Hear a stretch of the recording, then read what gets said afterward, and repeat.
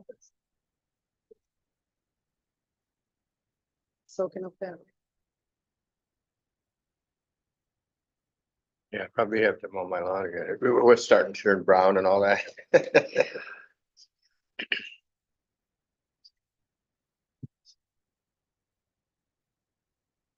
Okay, I'd like to call the Human Resources and Public Works Committee to order. Could we get a approval of the agenda? Move to approve the agenda. Support. It's been moved and supported to move. All of those in favor signify by saying aye. Aye. Okay, it's been moved and approved. We have an agenda. Our next item is call to the public. Do we have any public? There is no one at this time, Mr. Chairman. Okay, our first item is consider adopting zoning amendment 24-01, which amends the Isabella County zoning ordinance map in section 34 of Broomfield Township by rezoning and with conditions that describe property from agriculture buffer AG3 to general agriculture AG2, and authorize the county board chairperson to sign the conditional rezoning statement of conditions agreement. We have Tim Newport here, Community Development Director. What's happening on this, Tim? This is a conditional rezoning, so this is a little different than our normal rezonings. However, we have had some of these. We've had, I believe, 5. This is our 5th or 6th one that is pretty much identical. Amish community basically has come in. They have made application for a milling and processing activity that they want to do, a sawmill. They're not allowed in the Ag 3 districts. They are allowed in the Ag 2 districts. So the way conditional rezoning works is they provide conditions for us. And then we either accept their conditions on that rezone or we don't accept their conditions on the rezone. What they do is they condition their rezoning to doing none of the activities in the Ag 2 district except the one that they could do. Okay. So it is exactly like an Ag 3 piece of property from a zoning perspective, except with the condition that they can do the sawmill. Okay. All of the other ones that we've had have been identical. So they can do in an Ag 2 district, you might have, 20 things that you're allowed to do in that district and the listed uses. Sawmills or milling and processing farm products is one of those items. Instead of just rezoning over and allowing me to have an option of doing any of those, they're just picking that one out, which is probably the least restrictive, most restrictive on them, least restrictive back to the county, that we're not just opening it up for 20 other items, but opening it up for this one item, milling processing farm products. Did the property ever get sold? Do those restrictions stay with the property? Yep. So in a conditional rezoning, we have a contract with the landowner. So that's the difference, and that's what makes conditional rezoning sort of beneficial to us. Is they have to do by condition what that contract says they have to do. They can sell the property to somebody else and they can follow those conditions. But if they ever were to stop doing those activities, you'll see right in the contract, it automatically reverts back to an Ag 3 piece of property. And then the Ag 3 takes place. This was offered up in the enabling legislation, probably around 2008-9 range. Some communities have bought in and done it. Others have just left it out of their ordinance and they don't do it. We put it in back then, and I think we have probably maybe 7 or 8 contracts out there currently. So it is a really beneficial thing, not so much for this type of an activity, but there are other activities that it can be much more beneficial to, such as you might have a commercial lot on an intersecting corner that you don't want a 3rd or 4th gas station at, those kinds of things. You can enter into contract with an owner on them giving up something. They have to offer the conditions to us. We can't offer them to them. And we can do different things. They can offer things like, hey, we want to create a small, not in this case, but in a regular conditional, we want to create a small commercial establishment here, but we say, you know what, the road infrastructure isn't up to standard. They can come back with a condition and say, hey, we'll upgrade the road infrastructure out front of this place to be able to put this strip mall in here. And then conditionally, it's their responsibility to then put it in. So there are some benefits to it. The other benefit is that it automatically reverts back if they don't do it. So if they don't do it, we have them on the hook under contract that it would revert back. This contract has been reviewed. It's a template contract. We basically put in what the conditions are that the applicant puts to us. But the contract itself was reviewed by Tim Perrone previously, and we didn't review it with him this time, but we have done so previously. It's sort of a template that he built for us to just kind of plug in names and addresses and then the conditions that were submitted by the applicant. I think it's really a cool process. Yeah, it is. It's Give and take and like revert back, all that. Yeah. Pretty smooth. Yeah, it really is. It gives the landowner a little bit of it gives the landowner this ability to do something that they normally wouldn't be able to do. And it gives us as a governmental entity the ability for it to, you're under contracts. It's got to hold to this or it will end up reverting back. So it gives us both a little piece of the game. In this case, several of the other cases, the Ag 3 district has been, or the property has been like in the middle of an Ag 3 district, where a traditional rezoning would say that spot zoning, you can't go to, this location. This one's butted right up against an Ag 2. He could go ahead and just rezone and propose to rezone the property to Ag 2 and then be able to do all of those things, but he chose not to. He chose to come this conditional route and impose the condition with only one activity in the one use.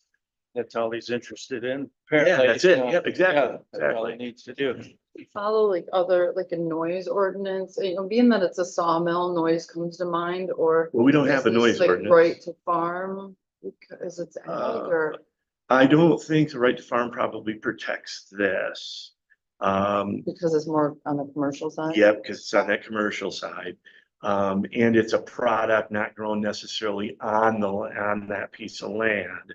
But noise ordinances are the township's responsibility. If the township has a noise ordinance and they have to comply with the noise ordinance. The planning. The very first one we did, we had some issues with noise. And we took some decibel meters out, took some readings, distances to properties. So what we've done is we've tried to limit the hours of operation so that they were not a nuisance to somebody early morning hours and late hours. So we've done that kind of a thing to solve the noise issue. Again, most of these that have come through have been Amish that minimal electricity out there, lighting out there. So in like the winter months, It's their lights go out, they're light done hours, early. sunlight hours. Yeah, they might work through on a Saturday and Sunday though. We have had that complaint before, like, we're trying to enjoy, our time here at our How do they house. And cut we can stuff? hear some noise down the street on a Sunday and we don't want to hear it, but. How do they cut stuff without electricity? Well, they do have generators. They do have generators to run their saws and their blades and stuff. They just don't have a lot of lights. Got it. I think they put lights up specifically at their exits so that if they were inside and it was dark, the kids are, because it's usually the children that are working with the parent at the facility. Interesting.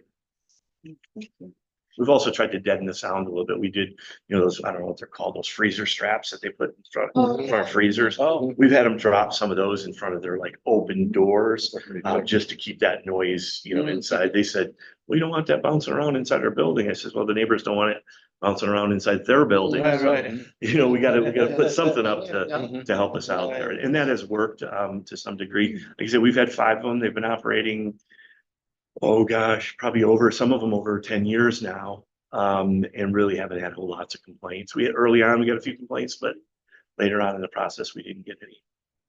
we just had a real similar rezoning. Same circumstances. Yeah, I think we have 5 of them. One of them we had about a year ago, I think we had Yeah. another one.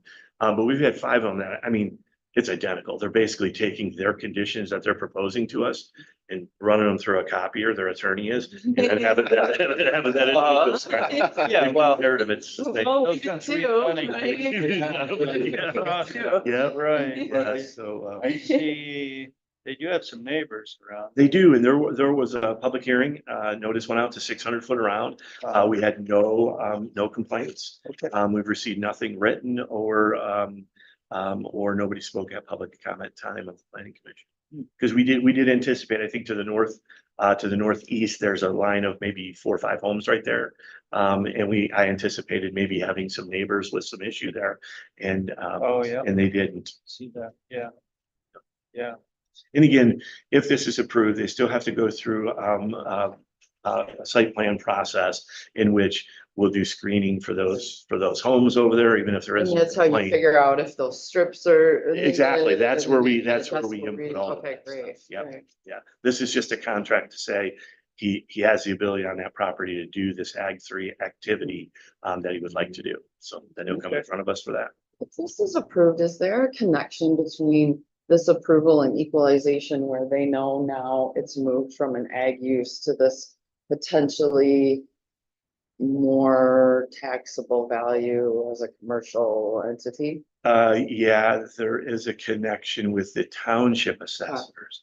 I just don't think that the township assessors connects that agriculture in this commercial activity. Gotcha. We had the very first one of these. I remember when it went through, it was in Rollin Township. It was a 40-acre parcel. They were doing this activity in about 2 acres of their farm. And when we were talking with the building official for Rollin Township. He was saying, it's not an agricultural activity because it's not allowed. Well, the zoning does allow it agriculturally. I don't believe they even got building permits on that building. But then there began some discussion with Dan Shaw, the township supervisor, a little bit. And the comments were from me is this changes your tax base, your Right, tax base on a absolutely. portion of that land. You still might have 80% of your land as agriculture, but the other 20 is commercial and should be. I think we have that on a lot of property where we allow special land uses, where we allow a more industrialized or commercialized activity.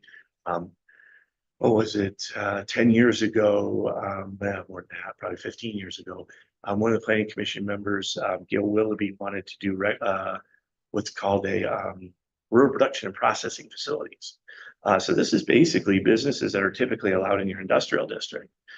So we had a lot of discussion about it. We ended up amending the ordinance because there were a lot of people requesting to work from home. This is before work from home was Mhm. popular in 2020.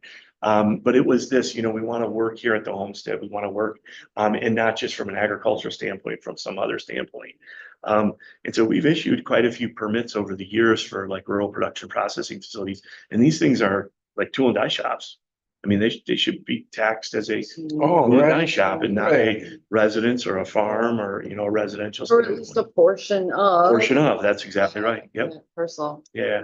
I don't, we give copies of all of our permits, building, zoning, To the everything local. goes into baskets for equalization and then off to the assessor. I just don't think the assessor, I don't think they connect those two. Not because they don't know, but I just don't think they don't understand zoning as well, as they understand their own tax stuff. And that change from zoning, how it should impact what's going on. That's beneficial to them, right? It's the use of the land. It's beneficial to all of us because then everybody's paying that fair share of tax. Mhm. Maybe that's a good point to make at the upcoming training with equalization and the local units. As we're talking hopefully about a revised L 4029. Yeah, Pete's idea. probably a guy who's, Pete's a planner by trade. I've known Pete Yeah. forever. He's a planner by trade. So Pete understands that connection and Pete should be able to talk to that pretty Mhm. eloquently to the townships. Yeah, that'll be a great venue for that. Thank you. Yep. Yep, thanks. Seen and hearing. Uh, Okay.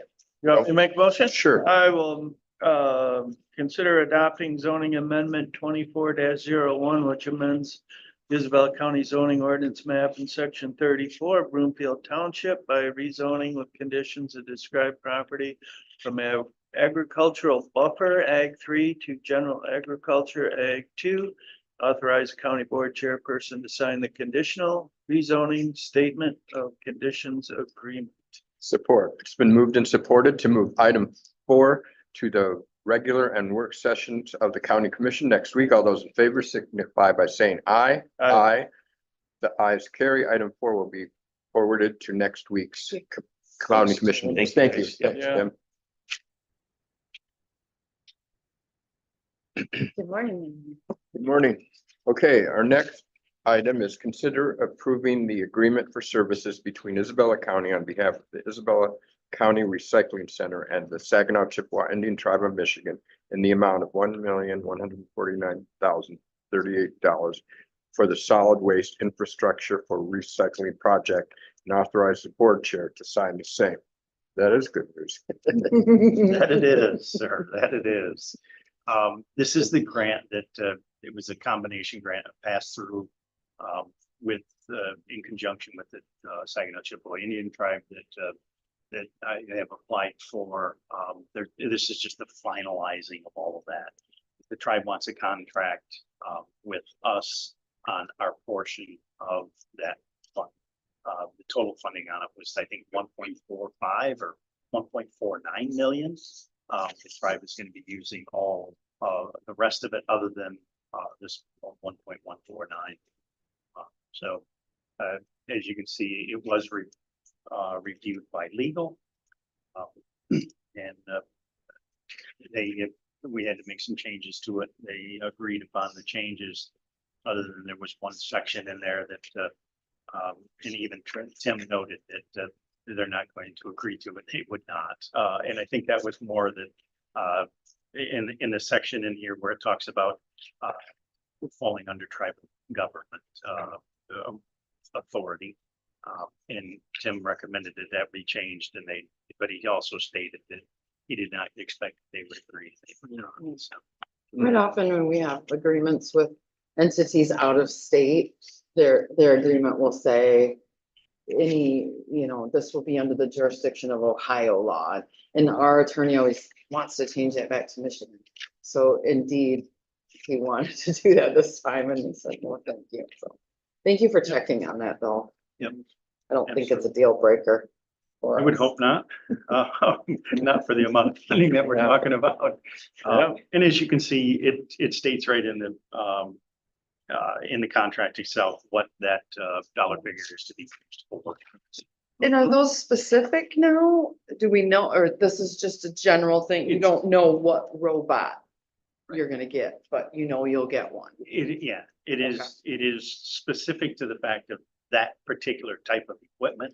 Still have to follow an RFP process. But also with it being EPA, we have to follow BABA. And we also have to understand that Davis-Bacon Act is in effect on this as well. So paying union wages or Prevailing something? wage, yeah. Prevailing wages. Yeah. Under Davis-Bacon, and BABA is Buy America, Build America. And which means that if at all possible, if we're buying a piece of equipment, EPA wants it built in the US, or at least assembled.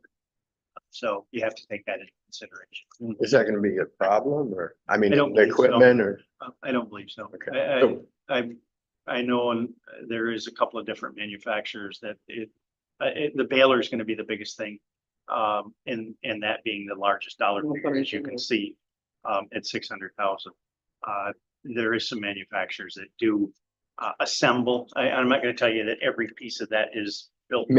Right, It's not going to be, but it will like fall American under. cars. Will it fall under BABA? It will, because I will have to state that in an RFP of them requirements of Davis-Bacon and of BABA. When can you start doing it?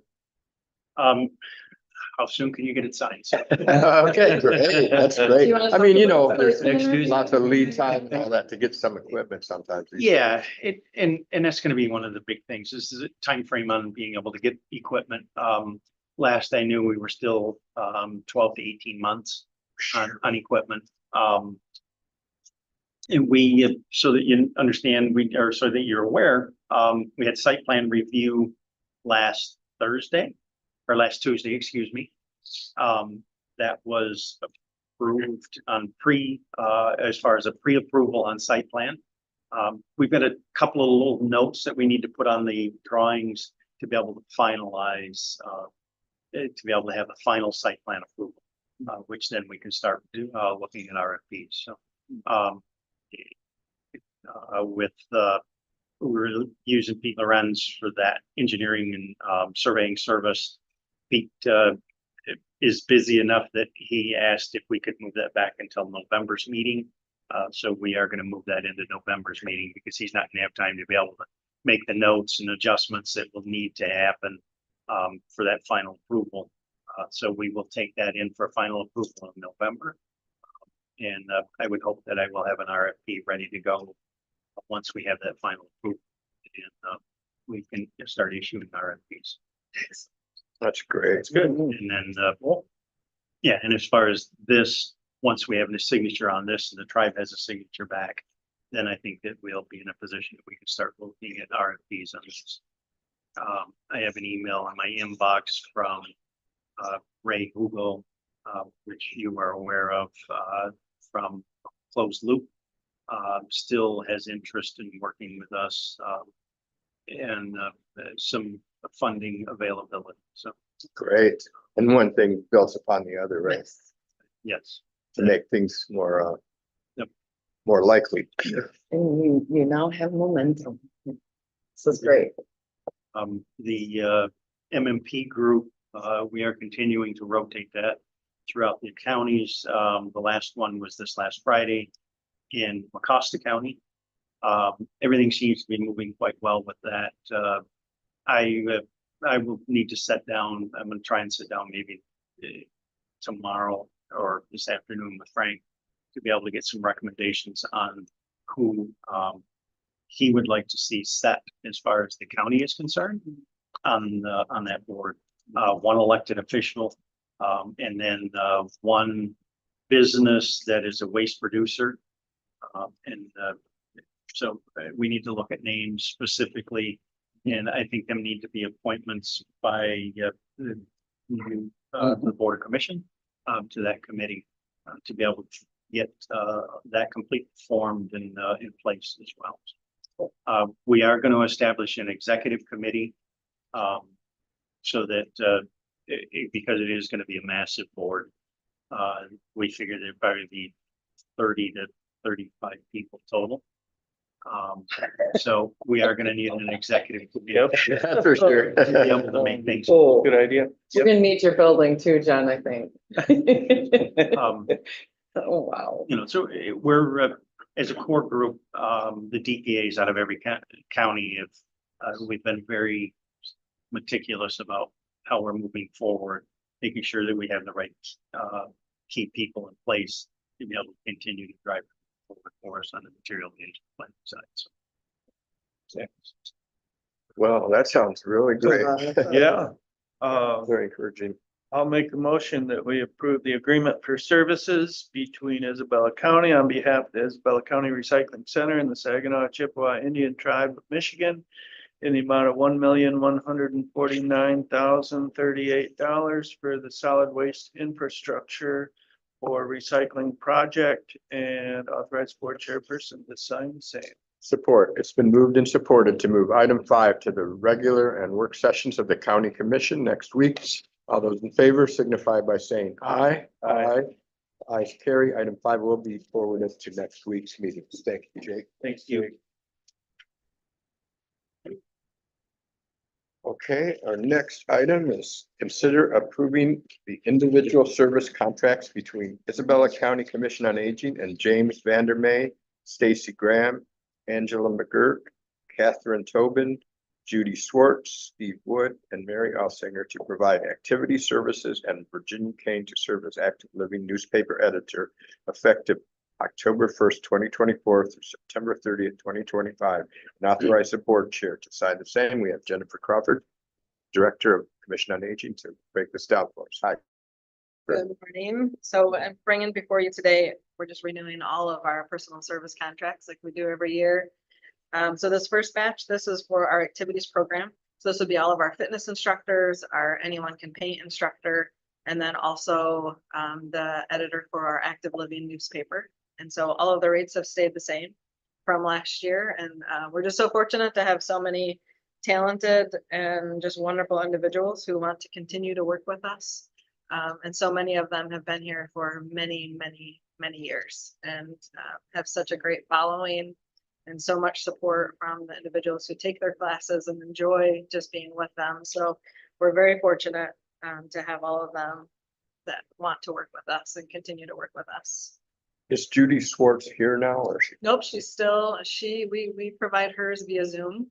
When she moved out west, that Mhm. was, one of the positives of COVID, when we were able to start utilizing Zoom for stuff. Yeah. Yeah. Our chair yoga class is also has a Zoom option for individuals. And so those are the only two that we do Zoom. The rest are all in person here or at CMU. We still utilize the SAC pool for both of the water classes. But yeah, Judy, and she usually comes here once or Yeah, twice a she's been in year. the area. Yeah, she'll come once or twice a year, and when she does, it's a big deal, and we provide it. She always does an in-person class to get everyone together, so. So cool. that's Nice what she does touch. come back, yeah. Okay, any more questions or comments on this? No, I'll move that we move this item, individual services contracts, to next Tuesday's work session. Support. It's been moved and supported to move item 6 to the work and regular sessions of the county commission next week. All those in favor signify by saying aye. Aye. The motion carries. Item 6 will be forwarded to next week's county commission meetings. Okay. Our next item is consider approving the in-home personal individual service contract between Isabella County Commission on Aging and Elizabeth Jane Starr Gepford for services as a registered nurse effective October 1st, 2024 through September 30th, 2025, and authorize the board chair to sign the same. So this one is this is renewing our personal service contract for our in-home program, which is a requirement of the funding we receive through Region 7 Area Agency on Aging. We do have to have an RN review all of the service plans that our case managers develop with the clients. And Jane she's been with us for a few years now, and she is so efficient. And you can tell she really enjoys what she does, and she's done a great job for us. So she would love to stay on board with us, and we would love to have her with our program. And the rates stay the same as well. So that was just every year. Yes. Okay, go ahead. That I was gonna say, getting an RN for that rate is amazing. Yes. Yes. Okay, could we have a motion, please? Yeah, I'll move that we move this item, the in-home personal individual services contract with Jane Starr Gepford as a registered nurse to the work session. Support. It's been moved and supported to move item 7 to the regular and work session of the county commission next commission meetings. All those in favor signify by saying aye. Aye. The ayes have it. Item 7 will be forwarded to the next regular and work session county commission meeting. Okay. Our next item is consider approving the individual personal service contracts with Robert Lee and Paul Stickler as bulk food delivery drivers from October 1st, 2024 through September 30th, 2025, and authorize the board chair to sign the same. Okay, what's happening on this? So with this, I brought forward a couple meetings ago, we filled the sub. We like to have 3 of our bulk drivers, and we were able to bring Lou Cummings on board. And we just did his for the end of last fiscal year and then this fiscal year, so we didn't have to bring him back again. So we do have Lou Cummings on board already. And then this is just renewing Bob Lee and Paul Stickler. Our bulk meal drivers, they come here to the COA, they pick up the big containers of the bulk food, and then they deliver it out to our congregate sites on Monday, Wednesday, Fridays, which is a huge help for us.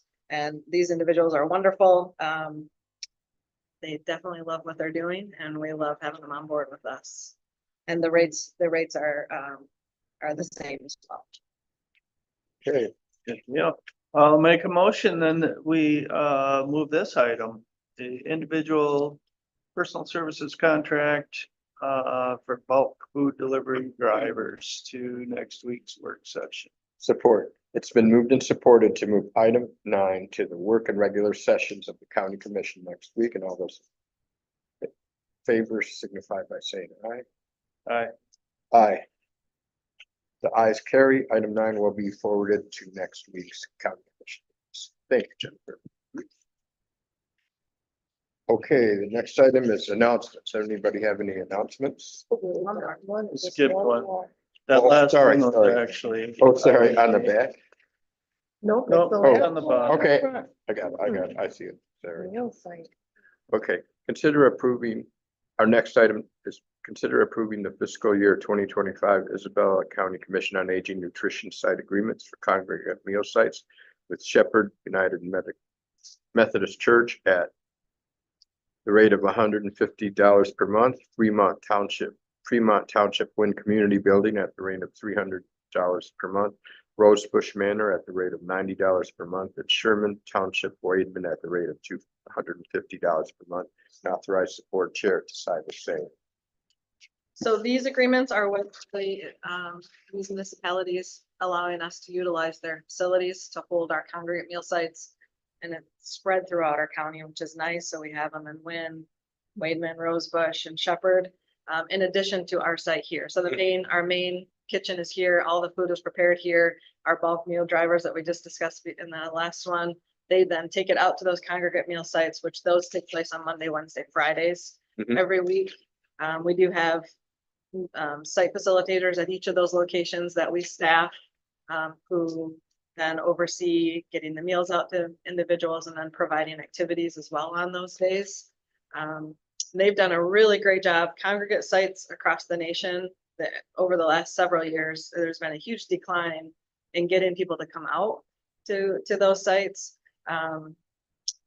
And they have done such a great job of getting our numbers up, which has been really wonderful.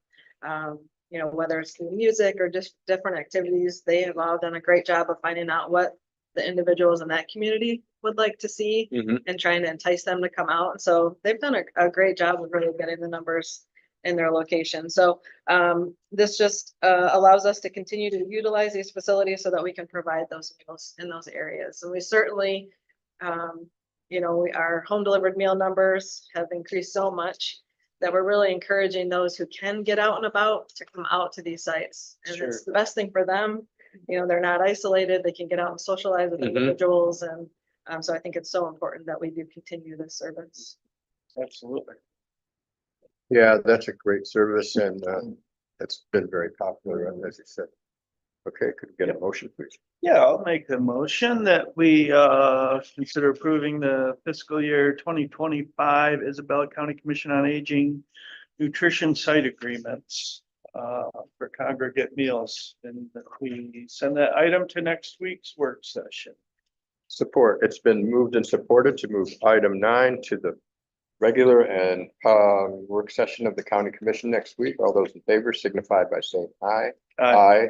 The ayes carry, and this item will be forwarded to next week's meeting. Thank you. Thanks, Jen. Okay, now the announcements. I have none. How about you? Did you have? No, okay. Okay, then call to the public. There is still no one online at this time, Mr. Chair. Okay, that being the case, I will adjourn the meeting of the Human Resources and Public Works Committee. Thank you.